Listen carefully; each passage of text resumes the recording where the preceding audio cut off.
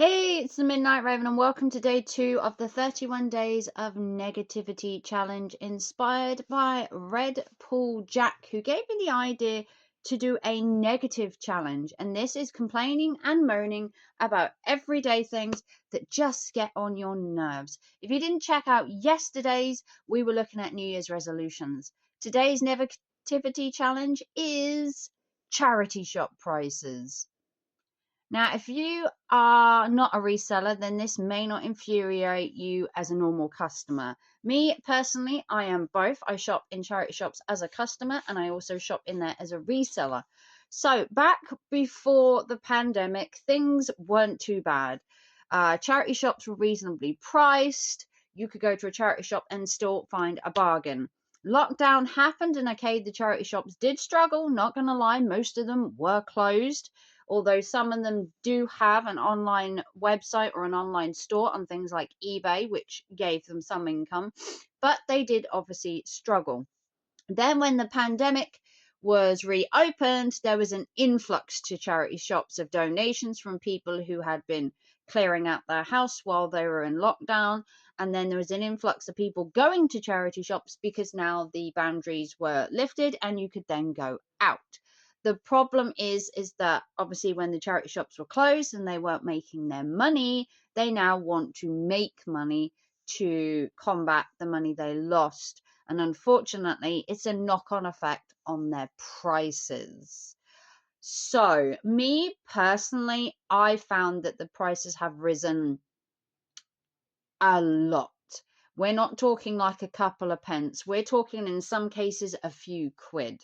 You can go into a charity shop now and buy a second-hand dress for the same amount you would pay if you bought it new in Primark. That's telling you how bad it is when you go into a charity shop and you pay between £5 and £10, sometimes even 15, for a brand new dress with tags that you could theoretically go to Primark for, and I guarantee you Primark are doing it for less.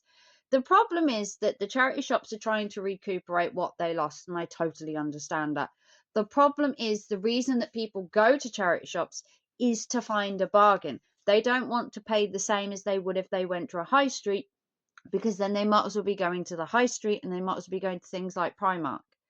The problem is that the charity shops want to recuperate their money, but at that extent, they've then got to put the prices up, which then is a knock-on effect because you then can't get the bargains you want. And you're going to go back to the high street places like B&M. You're going to go to things like QD. You're going to go to things like Poundland. You're maybe not going to go to a charity shop to look for that item because you could just go to Poundland and find it cheaper. The only problem is by raising the prices, you then put people off. People are more likely to go to yard sales or car boots than to come to charity shops. And then by doing that, the charity then suffers once again. It's a knock-on effect no matter how you do it. Resellers are finding it even harder because the prices are so high now that you have to look even harder to get a bargain to resell. The best place I found for resellers is car boots. People are looking to get rid of their stuff desperately, more desperate than a charity shop is, and you're more likely to get a bargain at a car boot or someone's yard sale who just wants rid of the stuff. The charity shops need to make money to pay their overheads to keep them open. Although they don't pay their staff, most of them are volunteers, the charities do need to keep the store afloat or they will close. And I'm not asking charity shops to close, but what I am asking is still being able to find a bargain in a charity shop, finding things for 10, 15, £20. People aren't going to buy the items, and then you're going to find charity shops become overrun with stuff that doesn't sell, and then they'll end up going to landfill. And what you want to do is stop the things going by landfill. Try not to accelerate the prices too much. Try and keep people coming in, because once you put the prices too high, people stop coming in, you stop making the money, the charity suffers, the shop closes, all the stuff goes to landfill. It's a knock-on effect.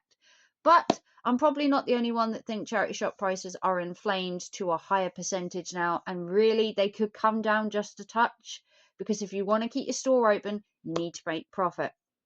And by driving away resellers and normal people, you're not going to keep your store open. And I know charity shops need to make money, but people want to look for a bargain, and that's why they go to a charity shop. It's a knock-on effect, but something's got to be done about it, because if you want us to come in, it's got to be affordable.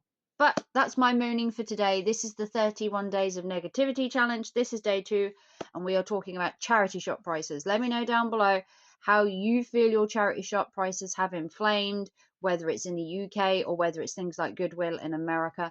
Let me know down below your thoughts on charity shop prices. This is day 2 of the negativity challenge inspired by Red Bull Jack, and I will see you tomorrow for day 3, where we are talking about being told to smile and be happy more. And I'll see you tomorrow. Bye, guys.